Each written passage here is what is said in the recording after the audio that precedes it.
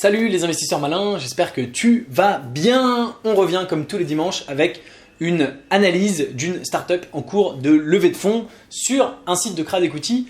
Alors aujourd'hui, on va analyser Amalé qui est en levée de fonds sur Raisers. J'en profite pour te dire que j'ai eu un tout petit peu de mal à trouver une startup dont j'avais pas déjà parlé sur les sites français de Crowd Equity.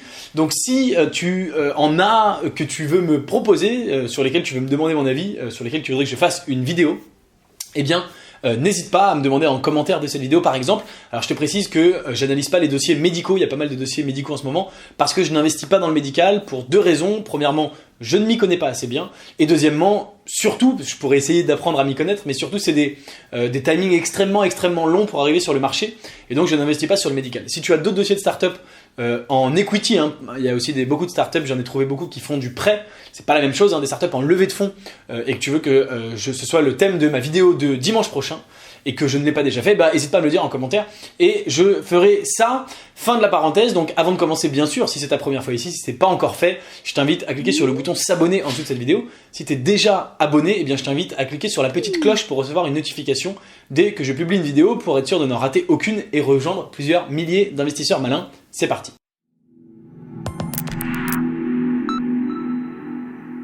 Donc je suis sur le site raisers.com et sur la page de la boîte qui donc s'appelle visiblement Amalé, je pense que ça se prononce comme ça a priori. Amalé est une marque de bijoux et d'accessoires de mode responsable d'inspiration africaine. Donc c'est tout simplement une marque de bijoux et je vais analyser cette startup avec mes 7 critères d'investissement gagnants qui me servent systématiquement à analyser les startups, à savoir l'équipe, l'unfair advantage, le marché, la scalabilité, les effets d'échelle, la monétisation, la marge et la valorisation. Alors d'entrée de jeu, je suis désolé évidemment pour Amalé, mais je vais mettre un point négatif sur la scalabilité et les effets d'échelle, parce que évidemment c'est un produit physique, et donc comme toujours dans les produits physiques, eh bien, on n'a pas de scalabilité, on n'a pas d'effet d'échelle, à part sur la marque, puisque s'ils veulent vendre 10 fois plus de bijoux, eh bien, il faut créer 10 fois plus de bijoux, payer 10 fois plus de matières premières, 10 fois plus de salariés, ou en l'occurrence d'artisans, et je crois que c'est des artisans en Afrique du Sud si j'ai bien compris, mais il faut payer 10 fois plus d'artisans en Afrique du Sud pour faire les bijoux. Donc il y a une petite vidéo de présentation de quelques minutes là, qui nous présente un petit peu le projet, que tu peux bien sûr aller voir sur le site Raisers.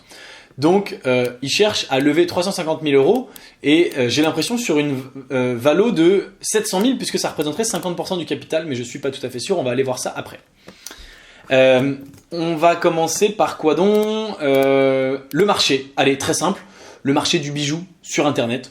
Bon, y a pas trop d'histoire, on va dire que ça va. Je pense que les bijoux, ils s'en vendent depuis la nuit des temps, il s'en vendra encore. Je pense par ailleurs qu'il s'en vend, je dis je pense parce que je ne l'ai pas étudié, il faudrait regarder, mais je ne sais pas si ils en parlent ici. Mais je pense que ils se vendent de plus en plus de bijoux sur internet par rapport au retail, puisque internet grappille des parts de marché lentement mais sûrement dans quasiment tous les secteurs. Et donc je pense qu'effectivement c'est en très légère augmentation. En tout cas, il n'y a pas du tout de diminution du marché, à mon avis, du bijou en ligne. Donc je leur donne un point positif. Poids global du marché, les exportations de produits bijouterie, 385 millions en 2017, une augmentation de 7%. Voilà, donc tout ça fait qu'effectivement le marché, ils se sont placés dans un très bon marché. Allons voir l'équipe, puisque c'est le deuxième onglet.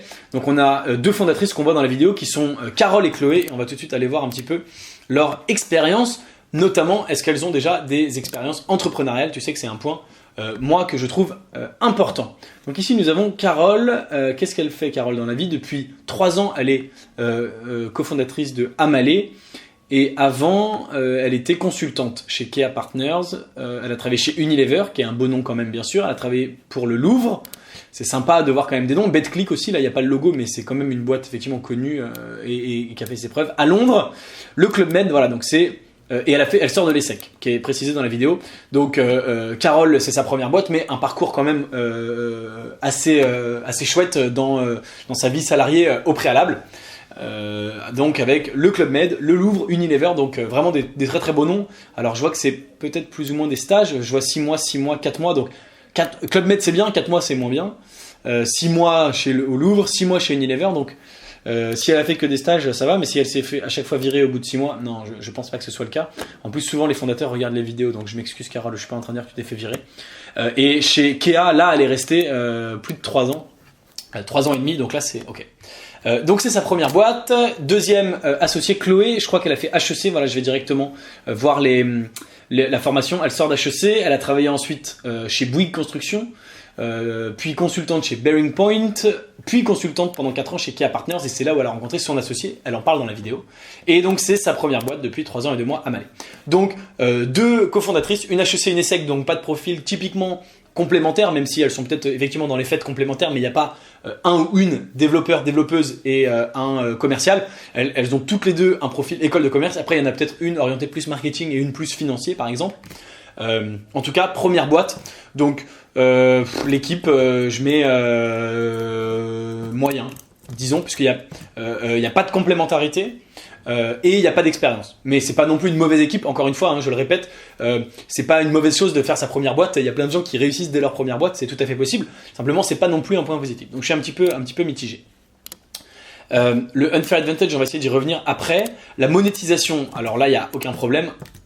Ils savent comment monétiser, ils vendent leurs bijoux. Bon, jusque-là, tout va bien. Allons voir la marge. Qu'en est-il de la marge? La marge brute, 62% du chiffre. Ouais, c'est pas mal. C'est pas mal. Tout ce qui est au-dessus de 50%, je considère que c'est bien. Et donc, y compris sur du produit physique, il y a beaucoup de gens qui font des marges. Tous les gens qui se positionnent un peu en redistributeur, qui peuvent faire des marges de 5-10%. Donc là, sur du produit physique, faire 62% de marge brute, c'est assez chouette. Ipanema, c'est 54% visiblement. Ipanema, qui est un de leurs concurrents, hein, qui est un bijou, qui ressemble à ça, tu l'as peut-être déjà vu, Ipanema. Et donc, voilà, c'est sympa, 60%, ouais, voilà. Ça ressemble d'ailleurs. On va taper, que je fasse pas d'erreur sur le nom, Amalé.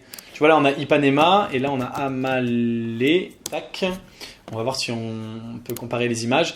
C'est relativement, enfin, voilà, bon après je m'y connais pas assez en bijoux, je pense qu'il y a des gens qui sont en train de dire mais non c'est complètement différent, t'es complètement fou. Il y a quand même un peu des ressemblances, tu vois, entre ça et ça quoi. Bon, ouais, pas non plus flagrant. Là ça a l'air d'être des espèces de petites perles hein, qu'on retrouve pas ici sur Ipanema, c'est pas des perles, mais c'est des espèces d'assemblages très colorés. Alors Ipanema, si je ne m'abuse, c'est d'inspiration peut-être brésilienne, puisque Ipanema c'est la plage de Rio de Janeiro, ça s'écrit pas comme ça. Et là, c'est inspiration sud-africaine. On va en profiter pour aller faire un petit tour sur leur site pour jeter un petit coup d'œil. En tout cas, la marge, ça, c'est nickel. Le site a l'air très beau. Est-ce qu'ils ont une belle communauté? Ça va faire plaisir. Oh, je me prends un mail direct. Ça va faire plaisir à mon ami Michel Nison qui parle souvent de désirabilité. Est-ce qu'il y a des clients qui désirent cette marque? Je crois que oui, parce qu'ils font du chiffre d'affaires. Ils ont 6000 abonnés sur Instagram, ce qui est pas mal. Sur Facebook, 10 000 likes, ouais, quand même. Pas dégueu du tout. Et sur Pinterest, 2600 visiteurs uniques mensuels. Bon, très bien. Ok. Alors, qu'est-ce qu'il nous reste à voir? Il nous reste la valorisation et le unfair advantage. Alors, allons voir la valorisation de cette boîte. Est-ce que c'est effectivement seulement 700K? Ça me paraît assez peu. Est-ce que ce document d'information réglementaire va nous aider? On va chercher valorisation. La valorisation de la société est estimée à 305 000, ce qui correspond à 2 fois et demi le CA. Valorisation de 300 000 sur une levée de 300 000. Oui, c'est la valorisation pré-monnaie. Je pense. C'est pas hyper clair dit comme ça. Mais je pense que c'est ça. Donc si c'est le cas, c'est effectivement pas cher du tout. Alors qu'est-ce que dit le pitch deck? Puisque oui, capital 50%, levée de 350. Et donc, hein, si le capital, il est s'il donne 50% du capital pour 350 000 euros, ça veut dire que le capital total post-levée, il sera de 700K euros. Mais donc, ce qui veut bien dire que la valo pré-monnaie, elle est de 350K. Puisque la valo pré-monnaie, c'est avant l'investissement. Donc 350K plus 350K levée qui représente 50% égale 700K de valo post-monnaie. Moi, je préfère parler en valo pré-monnaie. Donc effectivement, ce serait une valo pré-monnaie de 350K. Alors là, je dois avouer, chapeau, parce que j'ai jamais vu une valo aussi basse. Mais c'est chouette, ça fait plaisir parce que tous les projets, surtout sur les plateformes, entre guillemets, ils pètent plus haut que leur cul. Et ils se mettent des valos de malades.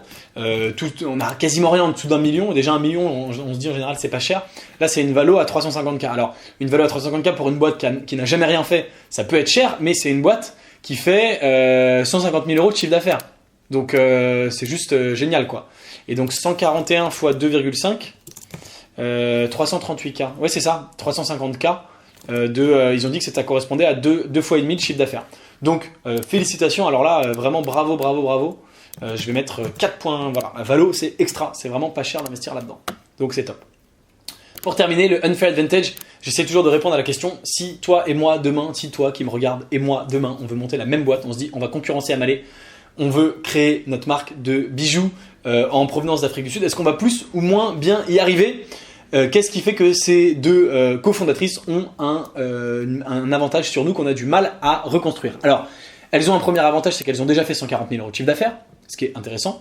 Elles ont déjà des revendeurs, donc pareil, il y a de l'unfair advantage, c'est-à-dire que si toi et moi demain on veut faire la même chose, il faut qu'on aille chercher nous les revendeurs qu'elles ont déjà dès aujourd'hui, demain matin, dès lundi matin, eh bien les revendeurs sont déjà occupés à vendre leurs bijoux et à leur faire du chiffre d'affaires sans qu'elles ne fassent rien, ce qui est évidemment très chouette.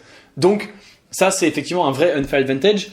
Le chiffre d'affaires existant est un unfair advantage parce que donc sur les 141K, elles font 62% de marge, donc elles font grosso modo 80 000 €. Si c'est ça, à peu près 85 000 € de marge brute.